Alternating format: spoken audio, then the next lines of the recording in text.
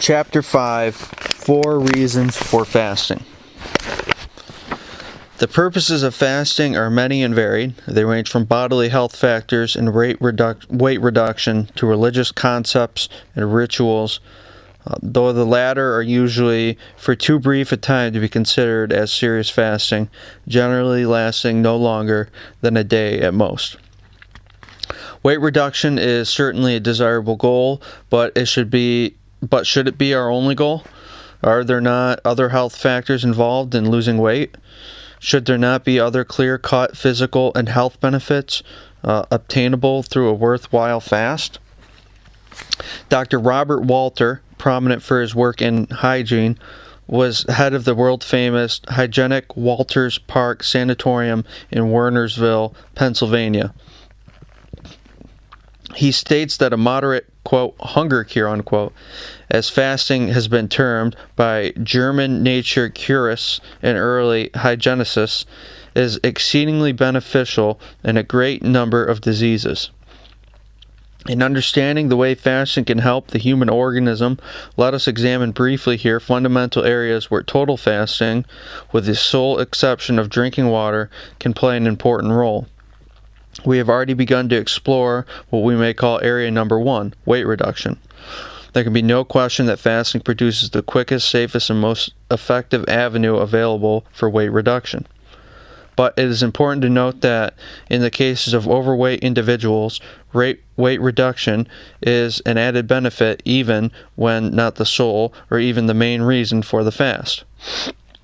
A second reason is what I call physiological compensation, in which the delicate automatic balances of nature come into play. To expend on one side, nature must conserve on the other. This time-tested fact applies to all of the operations of living things, including human beings. If you have the water running in your bathtub and somebody turns on the water in the kitchen sink, the rate of the flow into the bathtub is immediately diminished. When the water in the kitchen is cut off, the rate of flow into the bathtub is immediately increased. A similar phenomenon is witnessed in operation of the body. If food is to be digested, much blood must flow to the digestive organs, and we tend to become sluggish, even to fall asleep. If we force ourselves to do hard work, the process of digestion is practically suspended. Fasting, by conserving the energies of the body that are regularly employed in the work of the digestive system, permits the diversion of these energies to other channels with which to accomplish other work. Energy saved in one department may be expended in another. A third reason to secure physiological rest. This is a rest of the digestive, glandular, circulatory, respiratory, and nervous systems. In a general sense, the more food one eats, the more work must be performed by the organs making up these systems. When there is a great reduction in the amount of food taken, these organs rest. When no food is taken at all, they rest most of all. It is not difficult to understand that when no food is eaten, the glands of the mouth and stomach, the whole digestive tube, the liver, and the pancreas rest. It should be equally as easily understood that the heart and arteries are also relieved of a burden and secure rest. The glands of the body, other than those that secrete digestive juices, are also permitted to reduce their secretory activities. Respiration is slowed down and the nervous system has less work to do. All of this means rest. There is a theory that the metabolism and inactivation of the fasting man resemble that of the hibernating animal. It says that only during the prenatal phase of man's existence is there greater immobilization of the digestive tract and muscles than during a fast. There is much truth in this theory, but we should recognize that the fasting man is not dormant, as is the hibernating animal, and is not inactive as the embryo. Indeed, so far as mind and muscles are concerned, the faster, unless he goes to bed, relaxes his body and poises his mind, may be very active. It is true, however, that the more closely the faster can approach the inactivity of the prenatal stage of existence, the more rapid will be his progress. The rejuvenation of the cellular structures will be keeping with his inactivity. The fourth reason is the all-important matter of elimination. J.H. Tilden, M.D., who is founder of the famous Dr. Tilden's Health School in Denver, Colorado, and edited and published 2 magazines and wrote several books, said, quote, "After 55 years of sojourning in the wilderness of medical therapeutics, I am forced to declare, without fear of successful contradiction, that fasting is the only reliable, specific therapeutic eliminant known to man." Unquote. Felix L. Oswald, M.D., agrees with him, saying, quote, "Fasting is the great system renovator. 3 fast days a year will purify the blood and eradicate the poison, diathesis, more effectively than 100 bottles of expurgative bitters," unquote. Nothing known to man equals the fast as a means of increasing the elimination of waste from the blood and tissues. Only a brief period elapses after food is withheld until the organs of elimination increase their activities and real physiological house cleaning is instituted. As the fast progresses, pent-up secretions, or more properly retained waste, are thrown out of the body and the system becomes purified. Relief of irritations occurs. The body becomes rested. In a vital sense, the individual is, quote, "made over," unquote. Perhaps but a few days are required to free the blood and lymph of their toxic excess. But the fast goes deeper than this and occasions the excretion of toxins that have long been stored in the less vital tissues. The nutritive stringency created by the fast causes the body to break down by autolysis all superfluous tissues and nutritional stores, and to make use of these in sustaining the functioning tissues of the body. In this process, stored toxins are released into the circulation to be carried to the organs of excretion and eliminated. Dr. Oswald declares, quote, "With no digestive drudgery on hand, nature employs the long-desired leisure for general house cleaning purposes. The accumulations of superfluous tissues are overhauled and analyzed. The available component parts are turned over to the Department of Nutrition, the refuse to be thoroughly and permanently removed," unquote. Elimination of superfluities and encumbrances, neither of which can be achieved in a state of surfeit, is compatible with increasing powers and with processes of physiological and even biological readjustment during a fast. Excretion is a fundamental function of life and is more essential to the continued existence of the organism as nutrition. Is as essential to the continued existence of the organism as nutrition.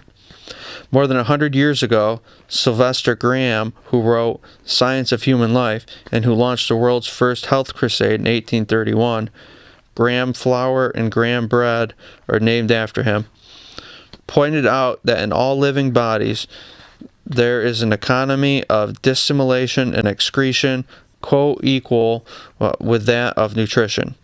So long as the organism is alive, assimilation and growth on one side and excretion on the other are in constant operation. There is a constant effort to maintain normal purity of the fluids of the body by unceasing excretion of waste and by expelling all non-usable substances that may be introduced. Anything that the body cannot utilize as food must be expelled, hence excretion must go on as continuously as the process of nutrition. Day and night, asleep or awake, from before birth to death, the processes that expel waste and toxins from the body never cease. To a great extent, the two processes of nutrition and excretion are performed by different organs, although there is some overlapping. The energies of the organism are at all times divided between assimilation and elimination, but there are times when one process takes precedence over the other. In certain conditions of the body, excretion is much more important and assimilation is reduced to a minimum.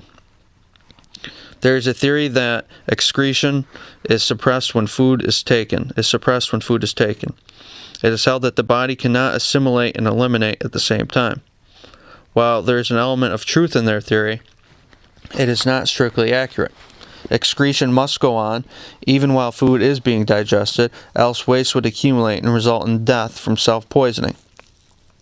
It is safer to suspend the nutritive processes for a brief time than to suspend those of excretion, although a complete suspension of the nutritive process would also be fatal.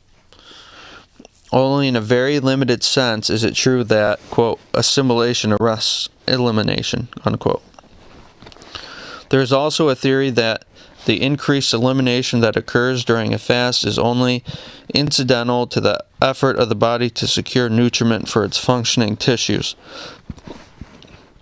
Here the idea is that the body liquidates its non-essential and least essential tissues and uses these as nutrients to which to sustain the essential tissues. Stored up toxins are released into the blood and lymph and are carried to the organs of excretion and cast out. The search for nutrients is conceived to be primary, while the excretion of toxins that results is secondary to this effort to find food. I believe this concept holds much truth. Waste and toxins are stored in the tissues, especially in the fatty and connective tissues, and as these tissues are liquidated, the stored toxins are released. This seems to be the reason for the long-continued increase of excretion, for it would seem that the toxic load carried by the blood and lymph would be eliminated in a few days by the immediate increase in excretion brought on by abstinence. Yet it is rational to assert that a function as fundamental to living existence as that of excretion is secondary to any other body function. Yet is it rational to assert that a function as fundamental to living existence as excretion is secondary to any other body function? It is to be doubted. The energy of the two processes bear a more or less constant relation to each other. As fasting reduces energy expenditure and digestion, the sum of energy thus saved is available for use through other channels to carry out more efficiently processes and functions which become for the moment more important than digestive action. The body is enabled to mobilize its forces for other purposes such as elimination and healing.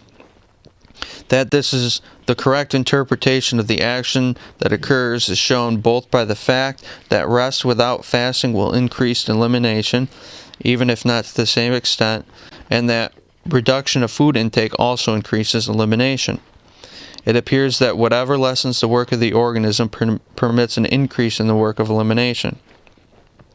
The actual increase in elimination in fasting is seen even before any demand is made upon the food reserves. It is especially noticeable in the increased output of the kidneys that have been previously depressed in function, as is often seen in heart disease. The increase in excretion is seen in these cases even before there has been any increase in heart efficiency. There is also the fact that in the early part of the fast, as well in the latter stages, increase in elimination is out of all proportion to the amount of tissue liquidated. Increased energy for elimination seems to be at least partially responsible for the increase in this function. There are those who ask, quote, can fasting cure a cancer, unquote? My answer is that while I have seen cancer's growths greatly reduced in size during a fast, I have never seen one eliminated completely. It has been observed that diseased tissues in the organism are the first to be broken down and salvaged by the body during the fast as it strives to meet nutritive requirements of vital and functioning tissues. Dr. Berg claims that this is the most important healing effect of the fast, an opinion with which I cannot wholly concur. The breaking down of such tissues does not represent more than a small part of the beneficial effect of the fast. Dr. Berg, however, states that fasting in its relationship to tissues, and particularly to cancer, quote, One assumes, perhaps too hastily, that it would be the disease-altered tissues with their diminished power of resistance which would be the first affected by this. This is certainly not always the case, especially in cancer. One has often been able to determine that although the patient becomes thin, the tumor continues to grow.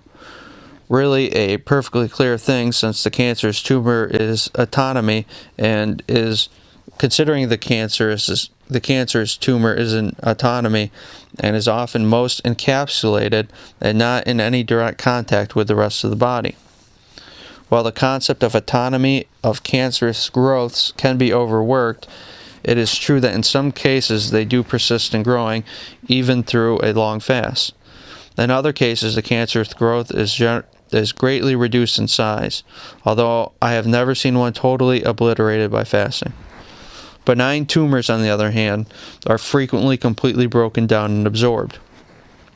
Berg adds, quote, "Furthermore, the fast, when no new foods are supplied, one desires to provide the body with the possibility of mobilizing all of its deposited waste products and oxidize and eliminate them," unquote.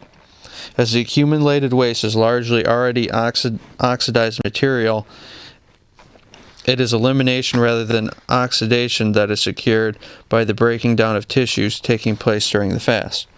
The excretion of dropsical effusions, edematous